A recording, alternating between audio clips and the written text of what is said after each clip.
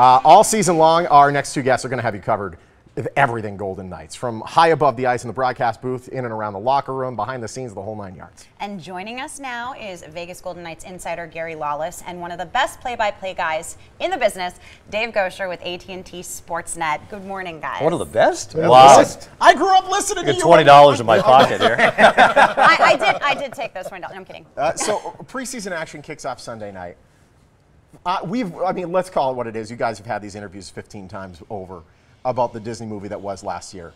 20 seconds, let's just get it out of our systems. Was that the most ludicrous, crazy ride you've ever seen? It was fantastic, and it's, Dave and I started talking. I arrived here in June of 2017, and then, we started talking to Dave about coming here, trying to lure him away from the Boston Bruins. Yeah, and play-by-play on the radio, Yeah, and the plan was sort of, to be a slow build, and Dave and I were going to have to be telling the story of what George McPhee was kind of trying to accomplish, and it was going to take some time. Yeah. And then all of a sudden we looked at each other around Christmas and like, we're going to the playoffs. It was insane, right? Like, you'd never think.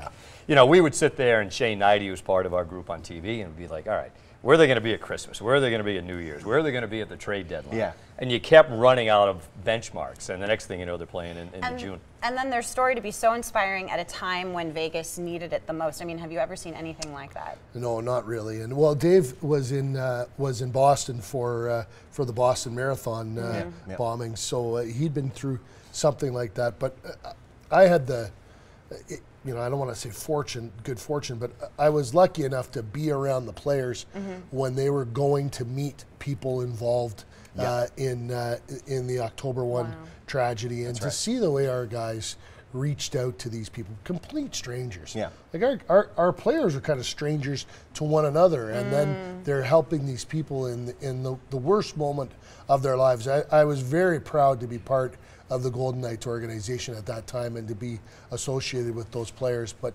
what it also did was it really broke down barriers amongst the players. They got to know each other real fast, really fast, and they played for the city for sure, but they also played for one another, and that was really, Dave, I think one of the great strengths of this team. And it really, I think, embedded the team with the community and vice versa.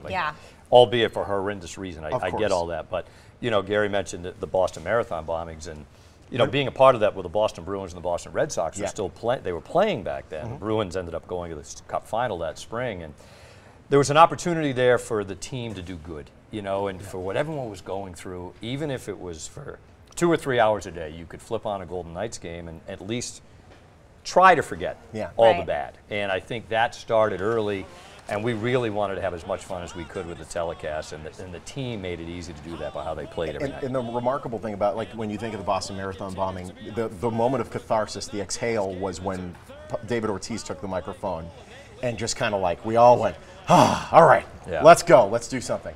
This is the same situation where you have Derek England grabbing the microphone. Without having that moment for this city, I don't know where that moment would have come from. And it was pretty for Derek, it was such an authentic and organic. He asked to speak, and Derek doesn't. It's not his. It's out of his character. It's out of his. It's out of his toolbox, really. He was concise and eloquent, but the emotion that was there, and of course, he was awarded the Marc Messier NHL Leadership Award.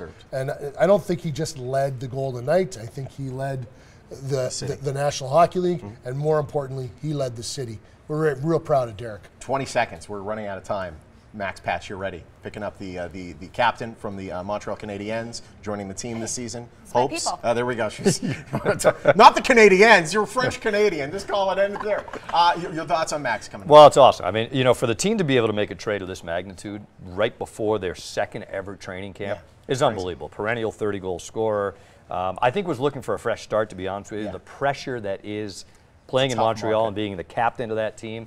But more importantly, him and Paul Stastny, great chemistry in the past, and both of those guys, great pickups. Yeah, for people that don't know, Max Pacioretty is one of the top scorers in the National Hockey League since 2012. He's third in 5-on-5 situations, only behind Alex Ovechkin and John Tavares, and only behind Tavares by 1 goal. This is one of the best goal scorers in the NHL in his era. This is a massive coup and a great treat for Golden Knights fans. Good. Anytime you're able to do a coup against Montreal, I'm pretty happy. Hey. Gentlemen, great having you. Great to be here. Thanks for having us, so much. Thank you. All right.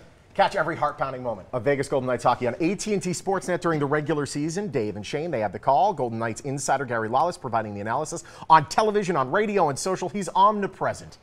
You can visit more on the Knights and go to VegasGoldenKnights.com. All right, still